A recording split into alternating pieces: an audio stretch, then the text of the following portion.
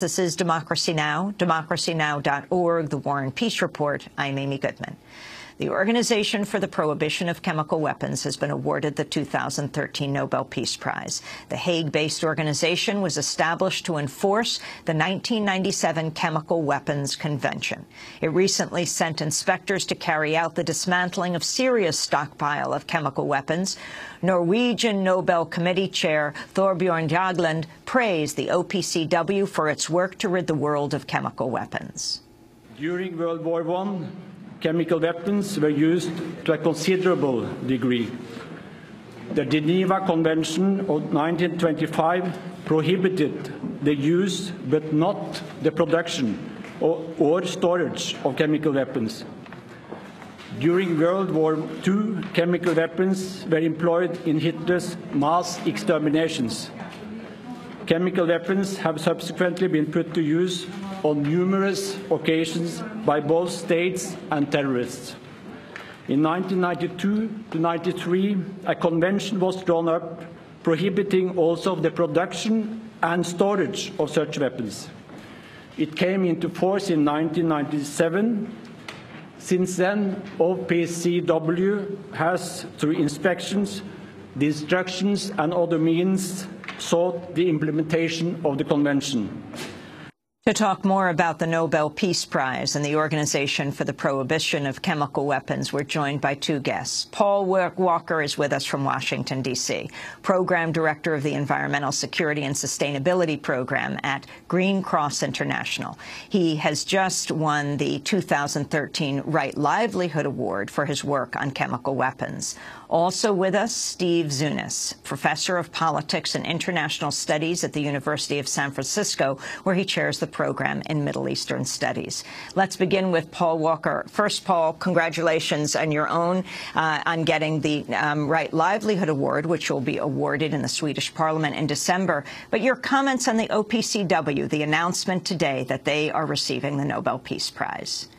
Good morning. Good morning, Amy. I'm really delighted to see that the OPCW has won the Nobel Peace Prize. It's a wonderful occasion, a wonderful award for them. It's well-deserved.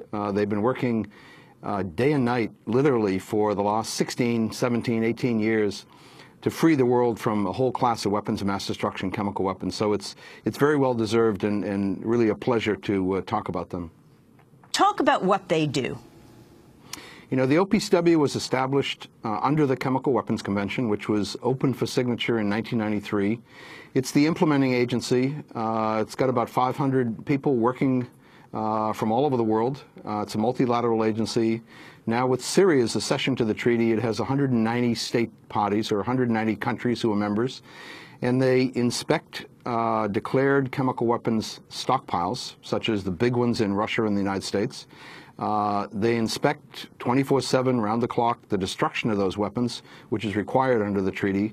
And they also inspect chemical industry, because we have over 5,000 chemical plants all over the world which can produce dual-use chemicals. So they're really the watchdog, the international multilateral watchdog, to eliminate a whole class of chemical weapons and make sure that they never reemerge or reappear somewhere in the world.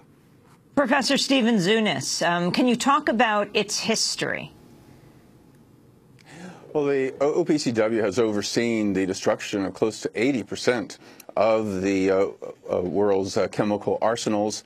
It's been quite effective given the technical complexity of it, but they've had to do so amidst occasional hostility, particularly from the United States. For example, Jerzy Bostani, who was the Director General beginning in 1997, oversaw the greatest expansion of the treaty. The largest amount of destruction of weapons were under his leadership, and yet, in part because he was so effective, he was forced out by the Bush administration because he insisted that the United States chemical weapons stockpile should be inspected just like everybody else's, and because he was very close to making a deal with Saddam Hussein to allow Iraq to become a signatory, so inspectors could come in and prove that, in fact, Iraq had eliminated their arsenal, contrary to the claims of Washington. And so, in many respects, I think the awarding of the Nobel Peace Prize to the OPCW is a means of saying, hey, look, great powers have tried to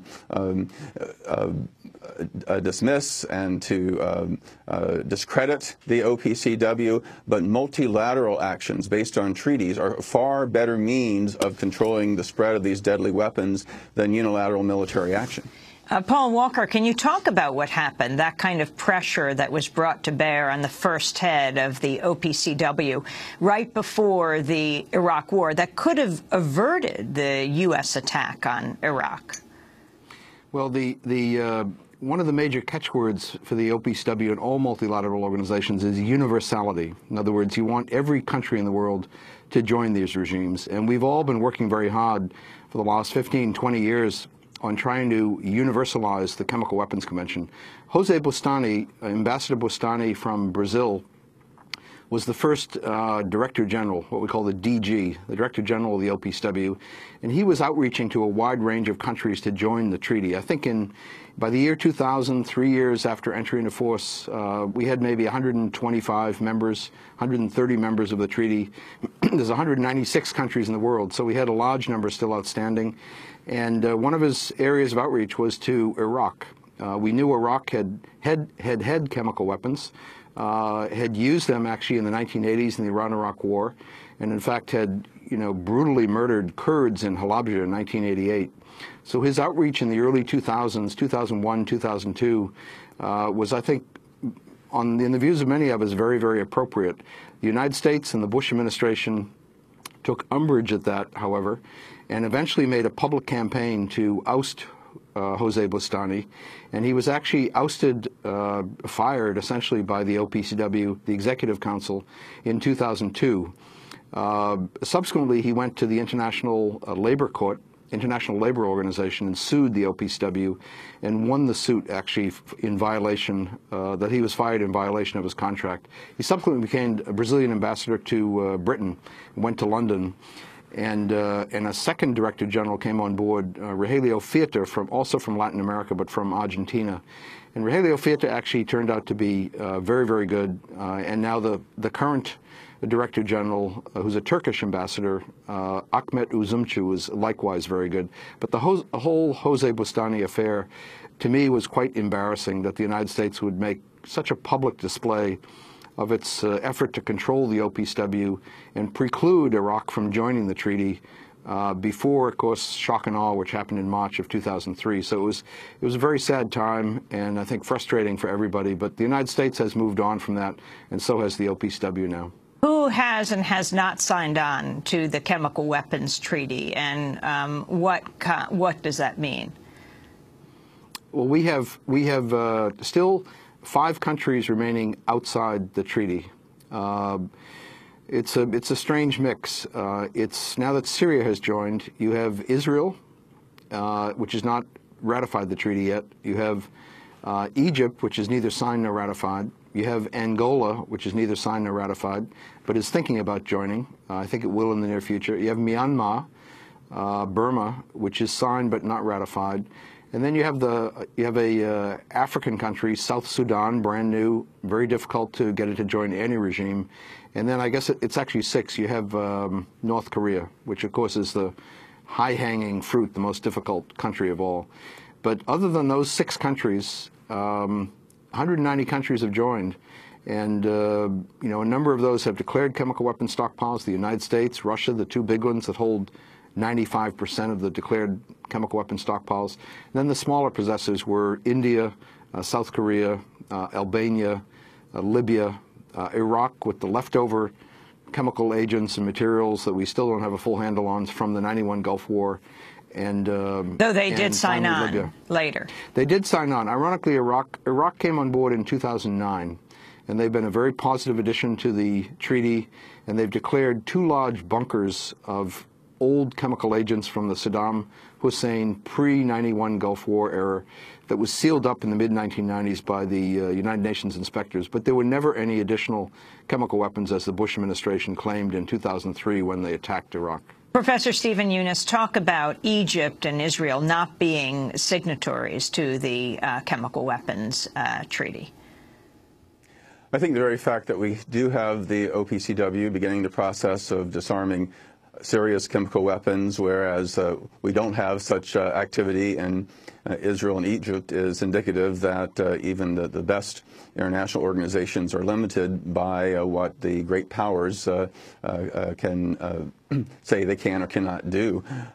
Indeed, the United States blocked an effort by Syria to create a weapons of mass destruction-free zone throughout the region. When Syria was a non-permanent member of the Security Council back in 2002, they had a draft resolution to this effect, but it was tabled because of a threatened United States veto.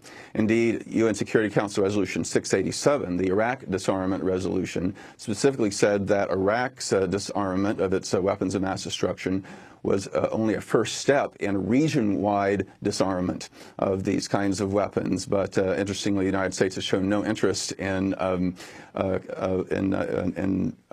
bringing this clause forward because obviously Israel and Egypt are close strategic allies of the United States. Indeed, it's not just a matter of, well, Syria's used them, so they should be the priority, because Egypt used chemical weapons back in the 1960s when they intervened in the civil war in Yemen. There's no indication that the generals in charge of Egypt right now have made any effort to stop the production or eliminate their weapons or join the treaty. So well, I'm certainly glad that we're in the process of seeing Syria disarm. I think it does raise serious questions around this very issue of universality, because I think if the United States had not been so hostile to that concept 10, 12 years ago, we may have, Syria's weapons may have been eliminated along with Israel's and Egypt, and the recent tragedy that took place in Syria and the crisis that nearly led us to war would have never happened. We're going to break, and when we come back, just a correction. Israel is a signatory to the Chemical Weapons Convention, yeah. but they have not ratified that convention. I want to talk about the significance of that and the connection between chemical weapons and nuclear weapons. This is Democracy Now! We're speaking with Paul Walker, who's just won the Right Livelihood Award for his work around chemical weapons. He's with Green Cross International. And Stephen Yunus, professor at University of San Francisco. Stay with us.